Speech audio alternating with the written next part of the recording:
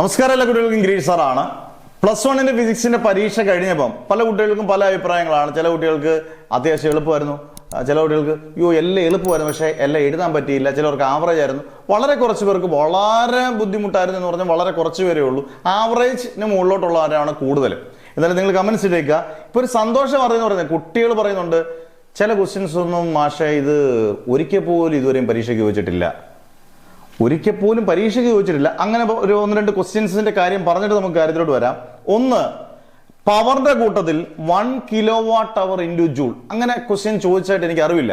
പക്ഷേ പവറുമായിട്ട് ബന്ധപ്പെട്ട് നമ്മൾ 10ാം ക്ലാസ്സിലൊക്കെ പഠിക്കുന്നതാണ് 1 kWh ജൂൾ ആക്കുന്നത്. അത് കിലോവാട്ടിനെ 1000 × 60 × 60 ഒക്കെ ചെയ്യുമ്പോൾ ലാസ്റ്റ് നമുക്ക് 3.6 × 10⁶ ജൂൾ എന്ന് ഉത്തരം കിട്ടുന്ന അത് ഒരു മാർക്ക്.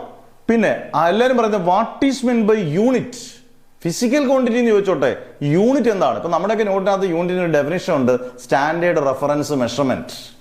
അന്നേരം അത് ഒരിക്കലും ഞങ്ങൾ ആ ഒരു സ്കൂളിലും പഠിപ്പിച്ചിട്ടില്ല. അതിന് മാർക്ക് കിട്ടുമോ മാഷേ?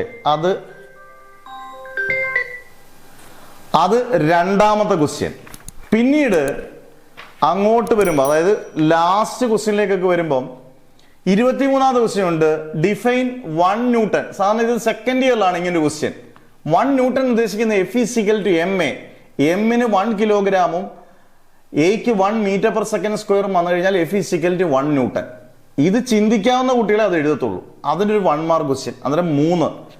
ലാസ്റ്റിൽ പിന്നെ വേറെ പല കുട്ടികളും തെറ്റിച്ചേക്കുന്നുണ്ട്. ആക്സലേഷൻ ഡ്യൂ ടു ഗ്രാവിറ്റിയുടെ ഇക്വേഷൻ വെച്ച്, അതായത് G = gm/r² വെച്ച് G = 9.8 m/s² കിട്ടും.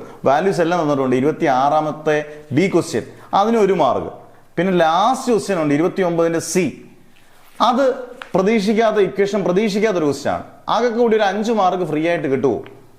ചിലപ്പം എന്തെങ്കിലും 1-2 മാർക്ക് കിട്ടാൻ ചാൻസ് ഉണ്ട്. അതിന്റെ സ്കീം ഫൈനലൈസ് ചെയ്തതിനു ശേഷം അധ്യാപകർ അത് കറക്റ്റായിട്ട് പറയാം, എന്നിട്ട് നമ്മൾ കൃത്യമായിട്ട് ഇടും. എന്തായാലും കുട്ടികൾക്ക് എന്തെങ്കിലുമൊക്കെ പ്രതീക്ഷിക്കാം എന്ന് എനിക്ക് തോന്നുന്നു. കാരണം ബാക്കിയുള്ള എല്ലാം അത്യാവശ്യം എളുപ്പമുള്ള ക്വസ്റ്റ്യൻ ആണ്. ഇതിനകത്തെ ചില പ്രതീക്ഷിക്കാത്ത ചോദ്യങ്ങൾ ചിലപ്പം കുട്ടികളെ നിരാശപ്പെടുത്തിയിട്ടുണ്ടായിരിക്കും. അതിന് ചിലപ്പോൾ എന്തെങ്കിലും ഒരു അധ്യാപകർ മാർക്ക് കൊടുക്കുകയാണെങ്കിൽ നല്ലതായിരിക്കും. കാരണം ഇതൊട്ടും പ്രതീക്ഷിക്കാത്ത, ഒരിക്കലും വരുമെന്ന് പ്രതീക്ഷിക്കാത്ത, ഒരധ്യാപകരും പഠിപ്പിക്കാത്ത ചില ക്വസ്റ്റ്യൻസ് ആണ്. നമ്മളൊക്കെ നമ്മുടെ നോട്ടിനകത്തൊക്കെ ഉൾപ്പെടുത്തിയതാണ്. എന്നാൽ പോലും ചിലപ്പം കുട്ടികൾക്ക് ലോട്ടറി അടിക്കാൻ സാധ്യത വളരെ കൂടുതലാണ്.